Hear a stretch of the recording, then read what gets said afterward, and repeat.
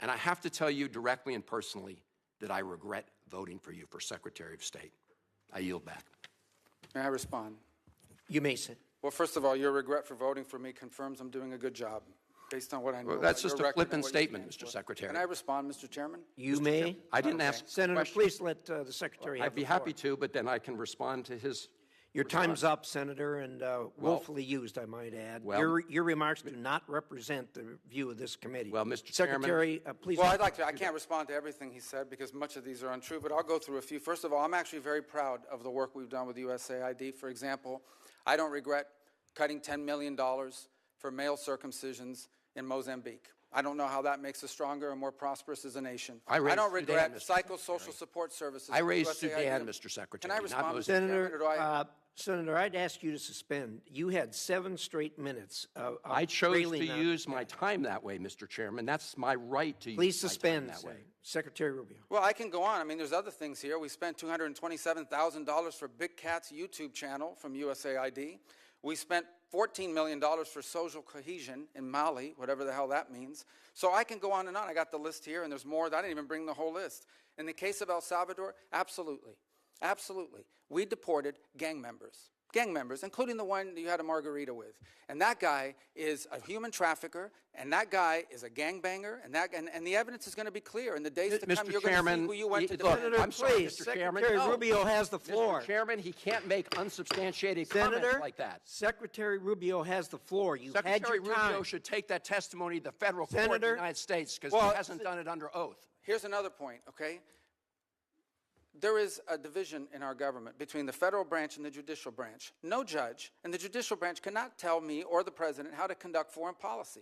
No judge can tell me how I have to outreach to a foreign partner or what I need to say to them. And if I do reach to that foreign partner and talk to them, I have under no obligation to share that with the judiciary branch. Just like a judge cannot order me to negotiate with a foreign minister of Russia, they cannot order me to negotiate with a foreign minister or the president of El Salvador. And if I did negotiate with them, which we have responded to them, and we've told them we've had communications with the president of El Salvador, I am under no obligation under our division of powers in this country and to share with the judicial branch how I conducted diplomacy of the United States. It would actually be counterproductive.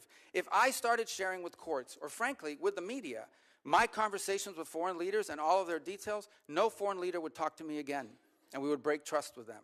So I have complied with every court order. What I won't comply with is an order to disclose what I'm saying and what we're talking about with a foreign leader, because then they won't talk to me. Diplomacy doesn't work that way. About the student visas, let me say this. I don't deport anybody, and I don't snatch anybody. The State Department does not have officers in the street snatching everybody. What I do is revoke visas, and it's very simple. A visa is not a right. It is a privilege. People apply for student visas to come into the United States and study. And if you tell me that you're coming to the United States to lead campus crusades, to take over libraries and try to burn down buildings and acts of violence, we're not going to give you a visa. Is that what Ms. Ostork did?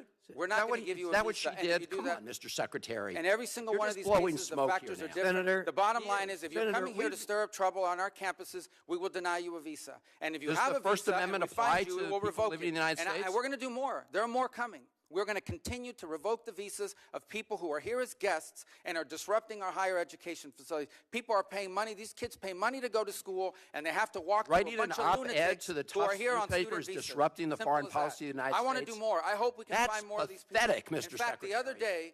day, some guys led a riot. I forgot what university it was, and I asked, please, can you find the arrest records of all the people that were arrested at that riot at that campus? Because if any of them have a visa, we're going to revoke it. I feel so much safer All right, when you lock up people like Ms. Ostork, Mr. Secretary. We've had enough time on the subject. Thank you very much. And we're going to move to Senator Lee.